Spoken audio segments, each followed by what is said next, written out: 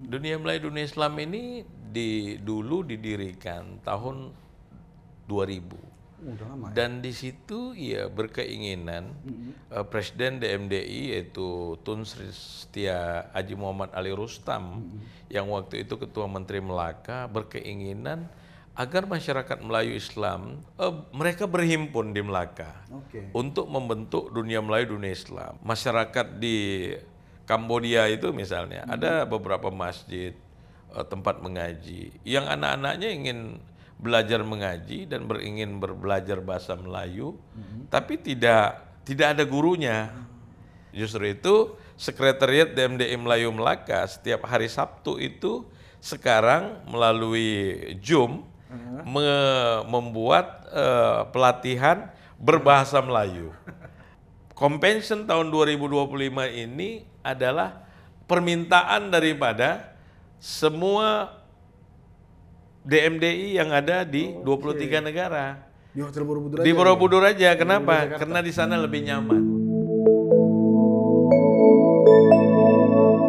Waalaikum depan pintu. Assalamualaikum warahmatullahi wabarakatuh. Waalaikumsalam. Nah, teman-teman Melayu TV, selamat datang kembali di Ngander ya. Ngander itu ngobrol-ngobrol, podcast lah. Nah, kali ini ada yang berbeda kawan-kawan. Kalau biasanya kita tapping di studio, nah kali ini kita di studio juga sebenarnya. Ruangan yang disulap jadi studio gitu. Cuma kali ini kita ada di Hotel Borobudur. Karena kebetulan ada event Discover Art and Culture ya, kolaborasi dengan Pemprov Riau dan DMDI, Dunia Melayu Dunia Islam. Nah, karena itu teman-teman, karena ini episode spesial, saya menghadirkan ya seorang tokoh ini, seorang abang kita, guru kita yang sangat fenomenal ya dengan berbagai aktivitasnya. Nah, bersama dengan saya Bang Said Aldi Alidrus. Siap. Selamat Bang, sehat? Gimana Ya, kabar Bang? alhamdulillah. Wah, Kabar baik sekali. Alhamdulillah. Di tengah kesibukan Abang yang memang sangat sibuk nih kayaknya ya. Siap. Ketua Umum DMDI, Ketua AMPG. Siap. Apalagi Bang pemuda masjid. Presiden Pemuda Masjid Dunia. Presiden Pemuda Masjid Dunia. Wah, gokil Siap. sih. Paten kali memang Abang ini. Itu udah banyak aktivitas itu, capek gak sih Bang? Atau justru itu apa ya? Ada orang yang malah kalau dia tuh akan capek kalau nggak melakukan apa-apa gitu. Iya. Ada orang yang kayak gitu juga. Kalau Abang kayak gimana tuh? Iya.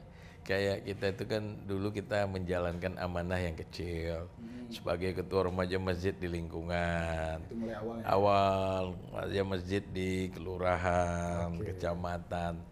Ternyata kalau kita mau mengerjakan yang besar itu, yang kecil-kecil ini selesai dulu dia. Oke. Dan alhamdulillah setelah kita menjadi ketua umum DPP BK PRMI, Badan Komunikasi Pemuda Remaja Masjid Indonesia, Allah ngasih amanah lagi sebagai Presiden Pemuda Masjid Dunia dan Ketua Umum Dunia Melayu Dunia Islam se-Indonesia. Indonesia ya. Dan itu dinikmati saja.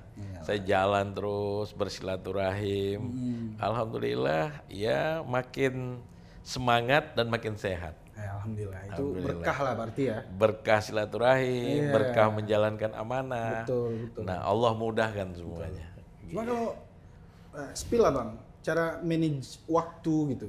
Ngatur waktu di tengah kesibukan Abang yang inilah itulah. Itu kan kadang orang nggak bisa memanage waktunya tuh gitu. Iya, seperti kehidupan kita sehari-hari, seperti kita menjalankan amanah dan ibadah itu beda-beda tipis saja. Ibadah itu seperti kita menjalankan sholat subuh. Memang semuanya harus disiplin. Iya sih. Di waktu subuh dia misalnya kayak di Jakarta jam 4.14. Kita tuh jam 4 tuh udah bangun ke masjid. Nah, dan setelah itu kita menuju ke zuhur itu lagi, kita harus tetap disiplin, mendahulukan azan ya ke zuhur, asar, maghrib dan isya. Nah begitu juga pekerjaan. Pekerjaan yang kita lakukan itu harus disiplin. Misalnya sekarang nih kita melaksanakan convention DMDI ke-23 di Jakarta, mulai 23 sampai 26. Nah kita harus disiplin mulai memanage silaturahim kepada para beberapa stakeholder untuk menyampaikan program ini. Nah selanjutnya siapa yang berkeinginan menyampaikan motivasi-motivasi di hadapan peserta convention itu sebanyak 23 negara. Nah itu kita atur, kita buat timelinenya, ini waktu silaturahim, ini waktu juga mengundang, ini waktu menyelesaikan pekerjaan-pekerjaan yang harus kita lakukan untuk mensukseskan acara ini. Nah justru itu kita tidak akan pernah ribet untuk melakukan apapun yang diamanahkan dengan kita kalau kita melakukan ataupun menjalankannya dengan ikhlas dan disiplin. Dan harus disiplin. Anak-anak Melayu itu, para pemimpin-pemimpin itu harus disiplin. Harus. Begitu. Iya, anak Melayu emang harus disiplin. Disiplin kalau ingin terus mendapatkan amanah dari baik pemerintah ataupun siapa saja yang memberikan amanah itu. Harus disiplin kawan-kawan. Biar jadi kayak Bang Said ini. Siap. Nah, ngomong-ngomong soal DMDI nih Bang, mungkin banyak kawan-kawan juga yang belum tahu ya mungkin ya, atau masih terasa asing gitu. Dunia Melayu, dunia Islam ini sebenarnya organisasi apa sih Bang? Apakah dia itu sama kayak lembaga adat Melayu daerah ini atau majelis adat Melayu daerah ini? Nah, kalau pertanyaan agak radikalnya tuh kayak gini, kok harus ada DMDI gitu? Nggak cukupkah lembaga-lembaga Melayu yang lain itu? Gitu? Iya, makasih.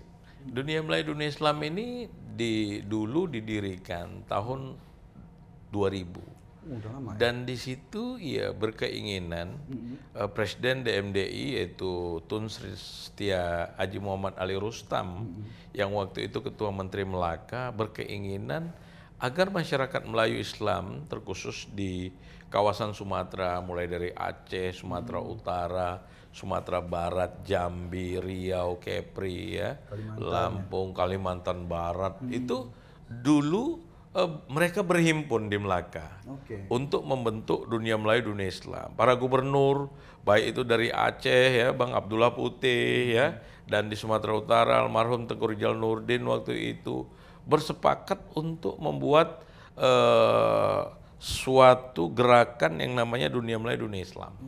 Dan itu ada Bang Rusli Zainal dari Riau ya.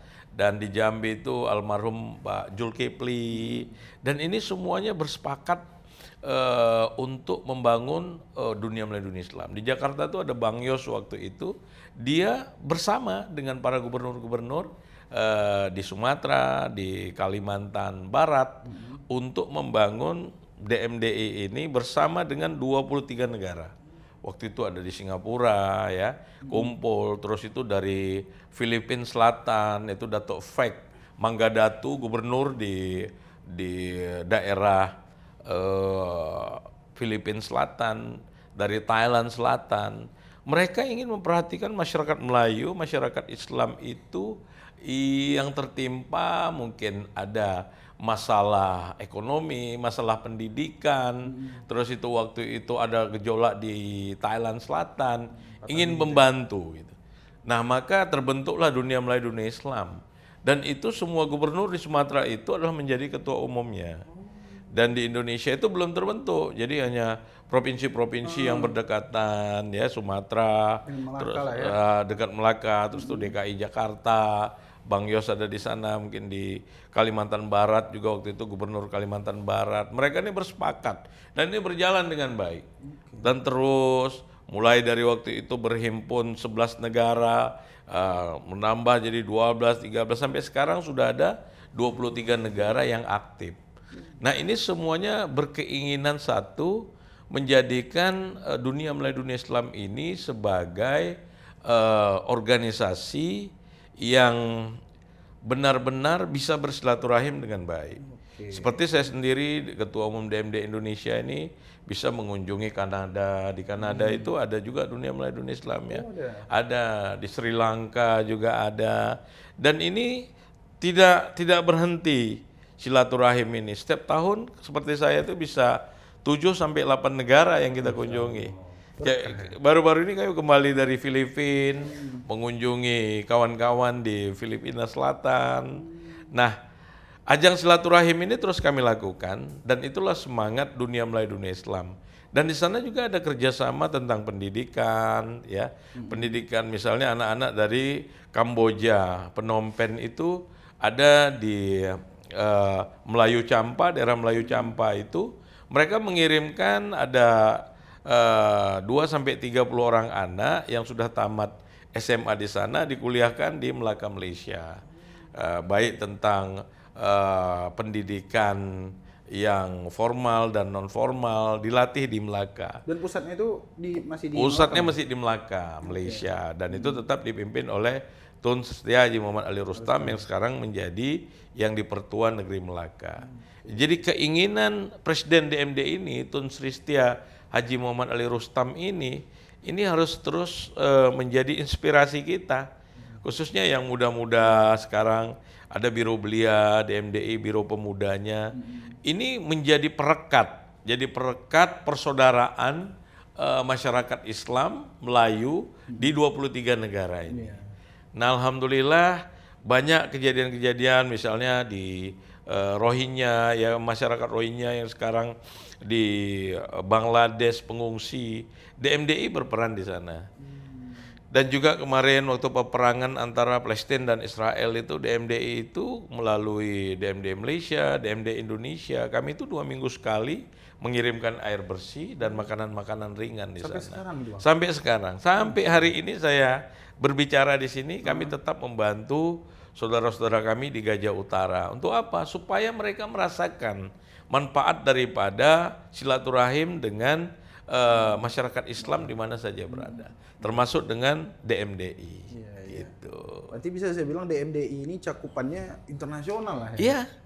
Ya, jadi dia kita ada di 23 negara dan namun kita juga tidak meinikan di dalam negeri juga, termasuk kejadian-kejadian gempa di mana dulu 2004 yang terjadi gempa di Aceh, ya masa itu kita juga membangun rumah anak yatim di sana, membangun 5 tingkat rumah anak yatim, dan anak yatim yang di Aceh itu kita di sekolah situ, tempat tinggalnya ada di situ, ada 60 berapa orang gitu ya.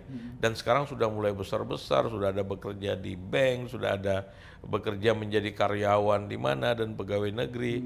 Nah, ini adalah tugas-tugas mulia yang kami perbuat itu untuk kepentingan anak-anak Melayu dan masyarakat Islam di mana saja berada. Nah, gitu. Kalau kayak di dalam negeri yang kayak kemarin kejadian yang di Batam itu, Bang? Ya, itu masalah Rempang. Masalah Rempang ini kan dia masalah masyarakat yang ada di sana. Yang kita tidak bisa mencampuri karena mereka nenek moyangnya sudah lama di sana. Nah, jadi apabila mereka di sana dengan ketenangan dari kehidupan kampung, ya, dari cara mereka mencari nafkah dengan menjadi nelayan, tiba-tiba diganggu situasi lingkungannya dan ruangnya. Kan namanya orang Melayu ini kan dia berpikir, dia berkeinginan tenang dan nyaman. Tiba-tiba direcokin dengan akan dibongkar, ya. Tidak ada lagi tempat mereka menjadi nelayan. Dan ini sebenarnya mengganggu daripada pemikiran mereka saja, karena tidak ada sosialisasi dan penyampaian, ya, untuk mereka apabila mereka nanti di sana ada tempat yang sudah diinikan dan mereka disiapkan daripada untuk mencari nafkahnya, ataupun masyarakat di situ yang laki-laki mungkin saja dipekerjakan nanti di tempat yang sudah dibangun. Dan biasanya para perusahaan-perusahaan itu tidak mau sosialisasi itu. Mereka mau berlindung hanya kepada para pejabat negara yang sudah melindungi mereka. Karena mereka tidak mau susah-susah. Padahal mereka akan makin susah kalau masyarakat tidak menerima. Tengok di Rempang sekarang seperti itu. Masyarakat Melayu ini sangat mudah. Masyarakat Islam ini yang penting dia diberikan penerangan-penerangan. Jadi mereka itu ya insya Allah kalau ada orang yang menjadi perekatnya, mudah-mudahan mereka bisa menyetujui apa-apa yang akan dibuat begitu. Semoga Ya cepat kelar lah itu. Itu masalah sosialisasi, Sosialisasi ke masyarakat, komunikasi. aja, kan? Iya. Betul. Gitu. Bang, di masyarakat Melayu yang tersebar di berbagai negara lah ya, bahkan di berbagai benua ya. Nah, tantangan terbesar dan solusi yang dapat DMDI tawarkan itu, apalagi melihat generasi muda ini sekarang istilahnya udah nggak terlalu gimana gitu dengan budaya itu, Bang. Iya. Nah, itu gimana tuh? Dan goals DMDI itu apa sih sebenarnya? Ya, pertama dulu para pemimpin-pemimpin DMDI ini membuat DMDI ini dari Melaka, Singapura, dan juga di kawasan Sumatera ini awalnya ingin membangun masyarakat Melayu yang lebih kuat dan kokoh di kawasan Asia Tenggara. Nah, setelah itu terjadi dengan baik, terjalin dengan baik. Hubungan masyarakat Melayu di Melaka, di Malaysia, di Indonesia, Singapura, di Thailand, di Sri Lanka itu sudah sangat kukuh. Dan juga ada di beberapa negara seperti di Australia, di Sri Lanka yang sudah kami kunjungi, ya, dan Filipina gitu. Ini memang sudah sangat menarik. Nah, tapi banyak hambatan itu seperti masyarakat di Kambodia itu misalnya, ada beberapa masjid, tempat mengaji, yang anak-anaknya ingin belajar mengaji dan ingin belajar bahasa Melayu, tapi tidak ada gurunya, tidak ada gurunya. Nah, maka DMDI hadir di sana untuk membuat TOT. Baik itu di Indonesia maupun Malaysia, mengirimkan guru-guru untuk melatih di sana. Begitu juga di Thailand Selatan, banyak yang meminta guru-guru mengaji dari Indonesia itu untuk dibawa ke sana dan mengajari guru-guru yang ada di sana.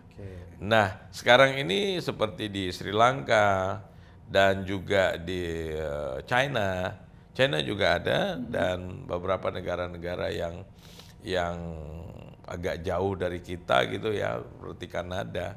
Mereka berkeinginan anak-anak mereka itu bisa berbahasa Melayu.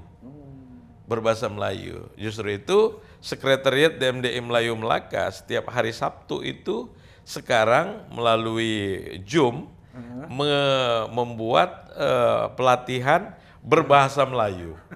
Nah, itu saking pentingnya. Kenapa bahasa Melayu ini adalah bahasa dunia yang sudah disepakati bersama. Nah, dan alhamdulillah bahasa-bahasa Melayu yang khususnya bahasa Indonesia ini adalah yang sangat disenangi dan mudah dicerna. Mudah dicerna. Dan kita dulu di wawasan Nusantara ini dari Thailand, dari Singapura, Malaysia itu berbahasanya itu kan bahasa Melayu. Nah, hambatan yang kita hadapi itu sebenarnya sama dengan apa yang dilakukan oleh para sahabat-sahabat dulu dalam membangun Islam, membangun kejayaan yang dibuat oleh Rasulullah itu sama. Ya, di bidang ekonomi itu masih kita tertinggal kan. Jadi kalau di suatu negara itu masih negaranya tertinggal dengan ekonomi, jadi mereka tidak akan mempedulikan budayanya. Kenapa? Karena ekonominya masih ngurus hidup aja masih belum selesai gitu. Nah, ngurus budaya pula istilahnya gitu kan. Justru itu kita selalu menyampaikan kepada saudara-saudara kita itu, ya networking untuk berbisnis itu lebih dikencangkan antar negara-negara Islam dan negara Melayu. Dan juga di sana, alhamdulillah seperti Malaysia kayak kita sekarang kan sangat baik hubungan dagang dan lain-lain, termasuk kita DMDI dari sini juga banyak mengirim alat musik ya, terus itu kerajinan itu banyak kita Malaysia dan juga Singapura. Nah, itu terus kita lakukan dari segi pemerintahan, baik itu pemerintahan Malaysia, Indonesia, DMD ini bisa menjadi perekat dan sudah menjadi perekat. Kadang-kadang antara gubernur di Melaka dan Indonesia itu perekatnya itu adalah dunia Melayu, dunia Islam. Juga pertemuan juga antara beberapa pemimpin Islam Singapura dengan pemimpin-pemimpin yang ada di Indonesia, gubernur dan menteri, perekatnya itu juga dunia Melayu, dunia Islam. Jadi ya itu terus bisa kita jalin. Dan melalui dunia Melayu, dunia Islam ini, silaturahim itu harus tetap kita kukuhkan.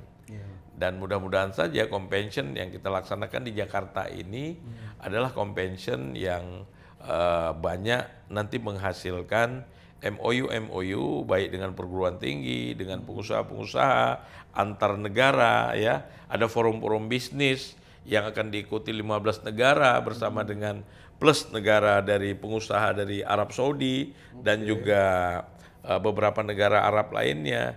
Ini akan bisa menghasilkan sinergi baru yang bisa membangun dunia Melayu, dunia Islam. Betul. Membangun Indonesia khususnya dan dunia Islam lah pastinya. Oke. Mungkin tantangan-tantangan itu akan terjawab seiring waktu lah Bang ya, dengan solusi-solusi yang udah dibilang Abang tadi ya kan. Siap. Nah, mungkin selanjutnya mungkin agak personal dikit, boleh Bang? Siap, silakan. Nah, ini kan Abang kan juga ketum AMPG Golkar ya, dan Siap. juga ketum DMDI. Nah itu pernah nggak sih Bang, ada rasa di diri Abang itu tabrakan nih, oh ini nggak sesuai dengan DMDI nih, tapi di satu sisi bagian Abang yang AMPG Golkar itu harus melakukan itu dan sebaliknya gitu. Pernah nggak itu terjadi gitu? Saya ini kan memang kader Golkar Tulen. Saya di umur 17 tahun, saya udah mengikuti Kerakterdes, pelatihan-pelatihan di kecamatan, dan saya pernah menjadi ketua Gema MKGR di daerah di Kelurahan Kenangan Baru, Perumnas Mandala, ya, Kecamatan Percut Setuan, Kabupaten Deli Serdang, Provinsi Sumatera Utara. Jadi saya dari umur 17, 18 itu sudah memahami daripada nilai sebagai kader Golkar itu. Saya sudah mulai memasang bendera, ya, masangi spanduk. Nah, saya juga tidak tahu di usia saya yang sekarang sudah menuju kepala 5 ini, saya diamanahkan oleh ketua umum kita, Bahlil Ladahalia, ketua umum Partai Golkar ya, dulu juga ketua umum saya di BPP HIPMI, ya. Dan saya begitu teruji dengan amanah yang diberikan oleh beliau ini. Nah, karena saya adalah memang kader yang sudah memahami daripada kader Golkar itu dari muda dulu. Nah, ini bisa memilah-milah secara profesional. Karena saya selaku ketua umum dunia Melayu, dunia Islam juga, dan ini tidak ada sangkut pautnya dengan Partai Golkar, kita bisa melakukan hal-hal yang tidak mengganggu dari dunia Melayu, dunia Islam itu. Nah, di Angkatan Muda Partai Golkar kita profesional dalam membina kawan-kawan di bidang pemuda, OKP kekaryaan, itu silaturahimnya di situ, tanpa melibatkan daripada kader kawan-kawan di dunia Melayu, dunia Islam. Saya juga ketua umum pemuda masjid, tidak akan melibatkan itu. Kita tetap profesional dalam menjalankan amanah ini. Sebagai ketua umum Angkatan Muda Partai Golkar, kita tetap bergerak untuk membangun generasi muda, mengambil suara-suara generasi muda, menciptakan 2 juta kader baru. Angkatan Muda Partai Golkar. Itu target tuh ya? Target. Tanpa mengganggu daripada kader-kader yang ada di dunia Melayu, dunia Islam. Dan kita tetap profesional.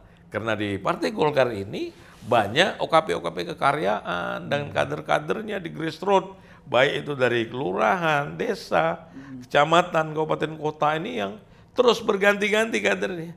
Karena di Golkar ini ada kader-kader mudanya itu sangat solid, dan mereka solid di dalam, kuat di luar. Ngeri barang ini. Ngeri barang itu ya. Cuma kalau gitu Bang, ada gak sih omongan-omongan misal nanti DMDI dipolitisasi nih misal gitu. Ya, awalnya seperti itu, tapi setelah mereka melihat daripada kinerja yang kita lakukan, ternyata kita tidak pernah menyangkut pautkan baik itu di DMDI itu kita secara profesional membangun daripada organisasi dunia Melayu dunia Islam ini yang seperti sudah ada di dalam anggaran dasar anggaran rumah tangga dan tata kerjanya sudah jelas, dan di partai juga seperti itu. Di Angkatan Muda Partai Golkar itu kita tetap menjalankan amanah itu dan meningkatkan daripada nilai kader itu. Selaku kader harus mengikuti diklat dan juga disiplin dalam menjalankan amanah. Terkhusus kalau AMPG tugasnya hanya 2, menjaga nama Partai Golkar ini dan menjaga ketua umum. Nama baik ketua umum harus dijaga dan nama baik partai ini harus dijaga. Jadi siapa yang coba-coba mengganggu daripada Partai Golkar itu, Angkatan Muda Partai Golkar adalah benteng terdepan. Justru siap pasang badan. Jadi tidak ada sangkut pautnya dengan dunia Melayu dunia Islam sebagai saya juga ketua umumnya. Berarti masing-masing ada porsinya lah. Ada porsinya. Sesuai porsinya secara profesional. Iya, tapi tidak pernah kita batasi kalau ada kader-kader dunia Melayu dunia Islam ingin dia menjadi kader di Golkar, silakan. Saya juga kan kader HIPMI juga. Kalau ada anak-anak HIPMI yang mau masuk ke Partai Golkar melalui AMPG, silakan.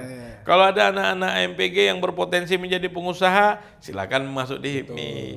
Kalau ada anak-anak Partai Golkar, pemuda-pemuda Golkar yang ingin berini di dunia Melayu dunia Islam, mempunyai networking 23 negara, silakan masuk di dunia Melayu dunia Islam. Tapi kita tidak ada paksakan. Kalau mereka mau, silakan. Tidak ada masalah. Iya. Dan kawan-kawan ini yang memahami apa yang saya lakukan ini sebenarnya untuk menjalin silaturahim dan menjadi perekat. Terima kasih. Itulah paling penting ya, menjalin silaturahim ini ya. Iya. Cuma abang ini kan makin sehat kelihatan. Alhamdulillah, makin paten barang itu. 35 tahun. Ya, enggak, baru masuk 40 lah ya. Nah, itu Bang. Nah, ngomong convention tadi nih Bang. Itu kan di Hotel Borobudur Jakarta ya. Siap. Nah, bagaimana Abang memandang peran Hotel Borobudur Jakarta yang begitu tertarik atau begitu intensif dalam melestarikan budaya-budaya di Indonesia khususnya Melayu ya pada saat ini ya. Nah, itu bagaimana Abang melihat? Kan nggak semua hotel kayak gini ya. Gitu. Iya. Pelaksanaan convention ini adalah sudah ke 4 kali di Indonesia. Dulu di tahun 2017 kita pernah laksanakan itu di Hotel Borobudur ini. Dan itu kami lakukan di sini, terus itu di lapangan Banteng itu kami buat pameran dan jambore belia-belia atau pemuda-pemuda dunia Melayu dunia Islam.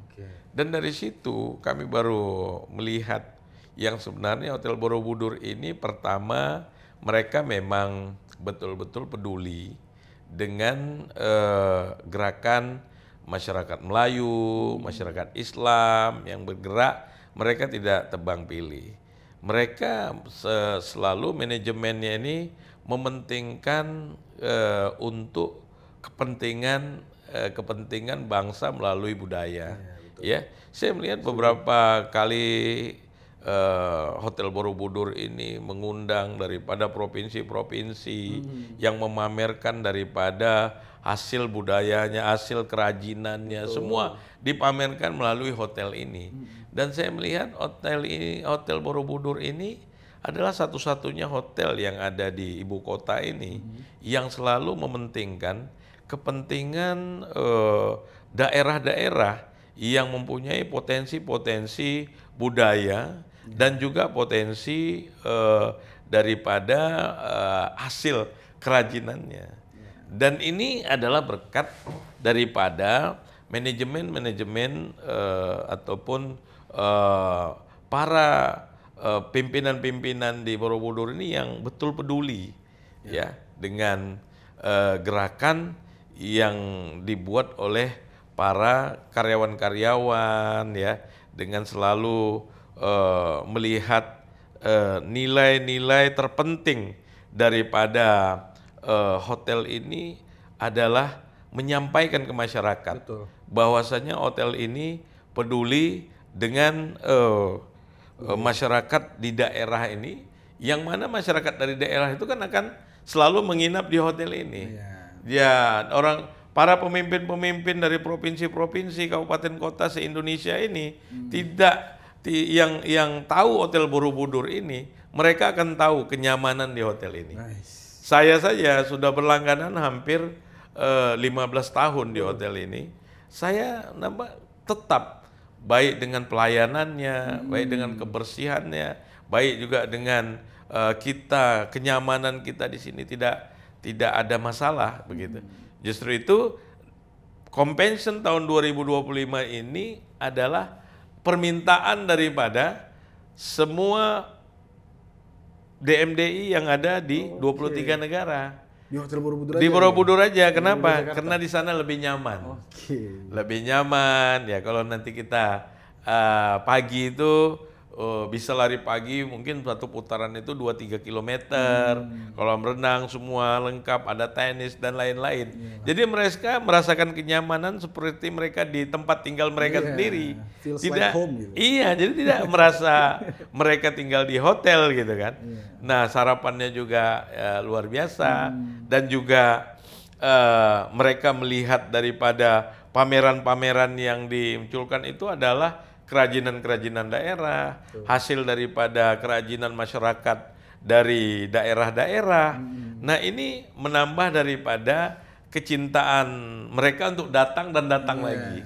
Nah, kita DMDI saja, mereka yang sudah 2017 dulu ikut, kepingin lagi datang di sini gitu. Kenapa? Karena mereka rasakan kenyamanan di Hotel Borobudur Jakarta ini. Begitu. Masuk barang itu, ya kan?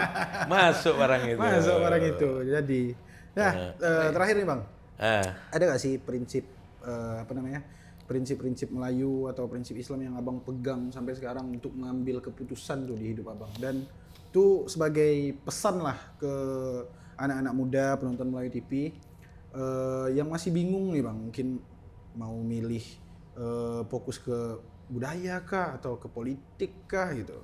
Iya. Itu ada nggak pesan dan saya hanya berpesan ya, itu baik pada diri saya sendiri. Pertama yang terpenting kali anak-anak muda Melayu ini disiplinkan diri. Disiplinkan diri dari kehidupan setiap harinya. Anak-anak muda Melayu, yang khusus anak-anak muda Melayu itu kan pasti dia Islam. Melayu itu pasti Islam, Islam itu pasti Melayu. Dia harus lakukan sholat subuh berjamaah di masjid. Itu bare minimum tuh ya, minimal. Iya, minimal itu ke masjid. Dahulukan Allah, maka Allah akan dahulukan kita. Setuju. Jadi anak-anak Melayu ini jangan malas dia untuk sholat berjamaah ke masjid. Kenapa? 2 rakaat sebelum subuh itu sama dengan dibalaskan Allah itu dunia dan isinya. Pagi itu kita sudah mendapatkan dunia dan isinya, bayangin. Sehingga dalam menjalankan kehidupan itu setelah subuh, kita sudah pede. Kenapa? Karena dunia dan isinya sudah milik kita. Betul. Apalagi yang mau kita ini. Apalagi terlalu kecil dunia Melayu, dunia Islam ini terlalu kecil dengan AMPG ini, terlalu kecil dengan pemuda masjid dunia ini. Kenapa? Karena Allah telah memberikan kita dunia dan isinya. Jadi anak-anak Melayu kalau ingin dia sukses, disiplin. Apa disiplin pertama? Sholat 5 waktu ke masjid. Yakinkan diri, pasti Allah akan memberikan kemudahan-kemudahan kepada kita. Selanjutnya, hormati kedua orang tua kita. Anak-anak Melayu ini jangan sombong. Kalau ayah kita itu nelayan, kalau ayah kita itu seorang petani, kita sudah hebat di Jakarta ini, kita jangan sombong. Jangan kita anggap remeh ayah kita, jangan anggap remeh mama kita di kampung. Iya kan? Kita ini harus tetap hormat dan meminta daripada saran pendapat kedua orang tua kita. Karena anak Melayu itu adalah anak-anak yang sangat patuh dengan kedua orang tuanya. sangat santun dengan kedua orang tuanya. Kalau itu tetap diterapkan, maka Allah akan memberikan kemudahan-kemudahan kepada diri kita semua. Justru itu di dalam Convention Dunia Melayu Dunia Islam ini saya berpesan kepada anak-anak Melayu di mana saja berada. Kalau ingin sukses, sholat 5 waktu ke masjid bagi yang laki-laki dan hormat kepada kedua orang tua. Ketiga, jangan lupa setiap hari Quran harus dibaca. Quran harus dibaca karena itu adalah akan mencerdaskan otak kita. Satu ain Quran itu kita baca akan menggerakkan ribuan urat saraf kita yang dia terhenti, bisa lagi bergerak, bisa lagi berpikir, bisa lagi memberikan ide-ide gagasan untuk kepentingan hari ini dan akan datang. Betul. Terima kasih. Sama-sama Bang Go. Nah itulah 3 pesan dari Bang Said kawan-kawan. Yang masih lupa tolong dicatat. Ya. Nanti dipotong kita jadikan reels gitu. Ya, 3 pesan itu ya kan. Sholat berjamaah di masjid bagi laki-laki, menghormati kedua orang tua. Terakhir apa tadi Bang? Membaca Al-Quran dan lupa. Betul. Nah itu apa namanya yang harus kita lakukan khususnya generasi muda Melayu kalau mau ya sukses di dunia dan di akhirat pastinya ya. Kalau kita kejar akhirat, dunia ikut Bang. Iya pasti. Kalau kita dahulukan Allah, maka Allah akan dahulukan kita. Betul. Tapi kalau kita hanya dahulukan pimpinan, itu sebentar kita akan selesai. Sudah tidak selamat di dunia, apalagi di akhirat. Kalau kita hanya mementingkan dunia ini aja, kita seperti memegang asap. Kosong barang itu. Kosong, nggak ada apa-apanya. Jadi dahulukan Allah, maka Allah akan mendahulukan kita. Betul. Terakhir Bang, kasih pantun dulu, ada nggak? Oh Masa orang Melayu nggak pantun kan? Pantun nanti waktu convention kita akan buat festival pantun Nusantara. Siap. Mungkin aku aja jadi pantun. Mainkan pantun tuh. Ya. Sore-sore membuat api. Cakep. Membuat api untuk memasak bubur. Cakep. Tetap nonton Melayu TV. Cakep. Tonton Melayu TV di Hotel Borobudur. Cakep sekali. Masuk ya? Masuk orang itu. Oke, terima kasih kawan-kawan Melayu TV sudah menyaksikan episode kali ini dengan Bang Said Ali Drus ya, Ketua DMDI Indonesia. Siap. Ya, dan juga jangan lupa nanti mengikuti convention di tanggal 23 sampai 26 Bang ya. 26 di Hotel Borobudur, di Hotel Jakarta. Borobudur Jakarta. Nah, itu semoga ini dapat menyambung apa ya silaturahmi kita lah ya dengan negara-negara tangga, negara-negara Melayu khususnya dan se-Asia Tenggara. Nah, itu kurang lebih seperti itu episode kali ini. Terima kasih teman-teman yang udah menyaksikan ya. Jangan lupa pesan-pesan Bang Said tadi. Selebihnya kami undur diri, mohon maaf atas segala kekurangan. Waalaikumsalam depan pintu. Assalamualaikum warahmatullahi wabarakatuh. Waalaikumsalam warahmatullahi wabarakatuh.